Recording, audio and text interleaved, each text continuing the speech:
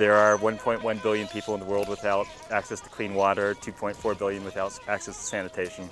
Depending on what studies you believe, they estimate between 76 million and 135 million people will die by 2020 of waterborne diseases. The majority of them are children. That's so infuriating because it's not a scientific issue, it's something that's easily preventable. It's January 2009 and we're in the community of Bishikiltu, Ethiopia. We're with a group of 13 people, mostly from the Seattle area, who have come with us to meet the beneficiaries of this project in person and to understand the problems with water and sanitation in Ethiopia.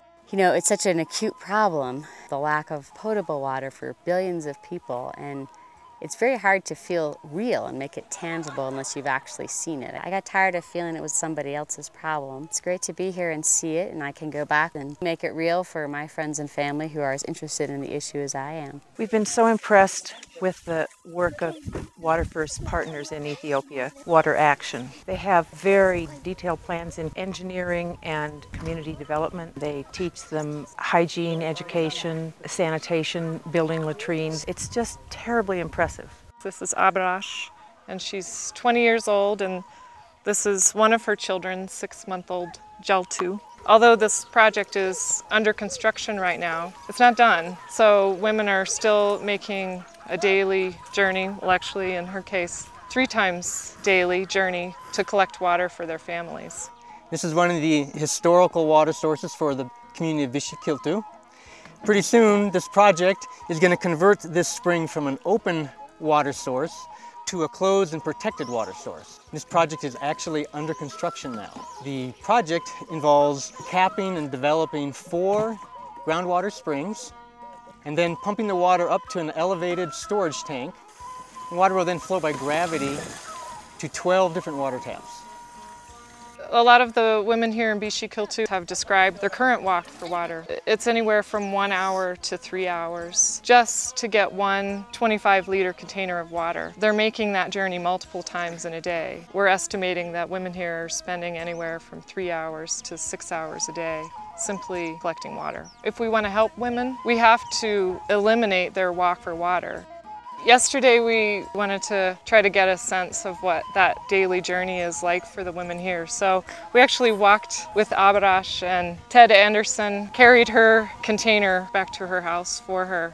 Yesterday I carried water from the spring, which has already been capped because the project is underway, but the women come still to collect the water at the spring. It was great to walk with the women, and quite comical for them to see us trying to load these 30 liters of water on our backs and hike with them to their houses.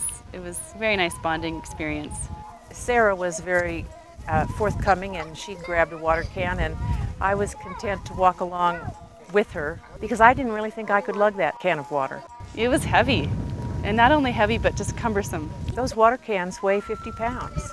They are some strong, strong women.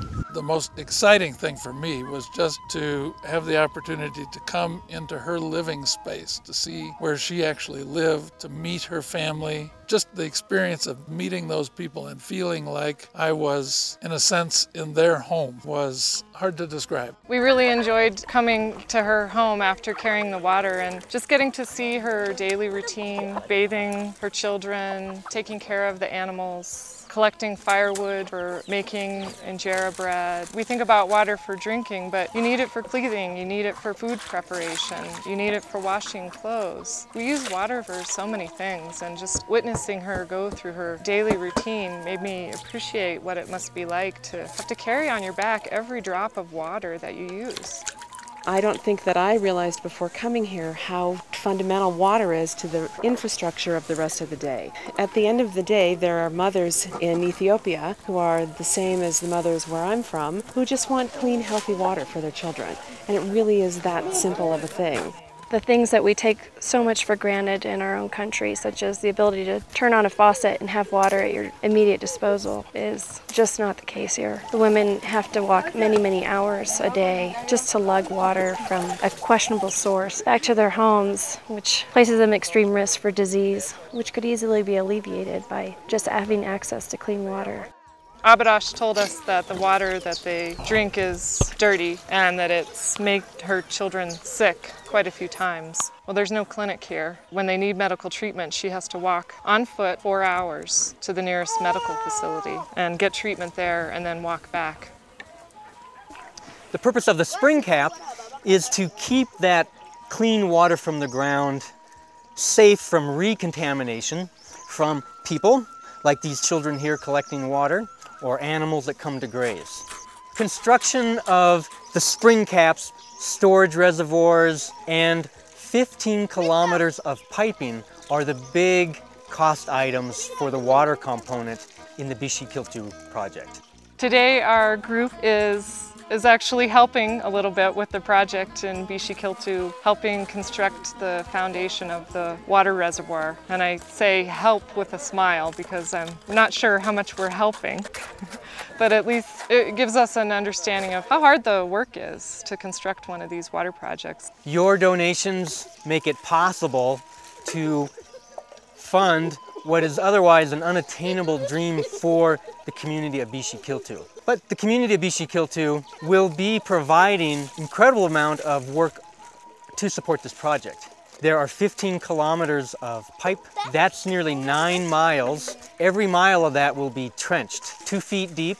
Steel pipe will be laid, carried by the community, and then joined and recovered by the community. Abadash first started carrying water when she was only 6 years old. She said that she attended school, but her mother told her that she needed to drop out of school to help with carrying water. So we asked her if she wants her 2 little girls to be able to go to school, and she said yes, definitely. She would like them to have that opportunity.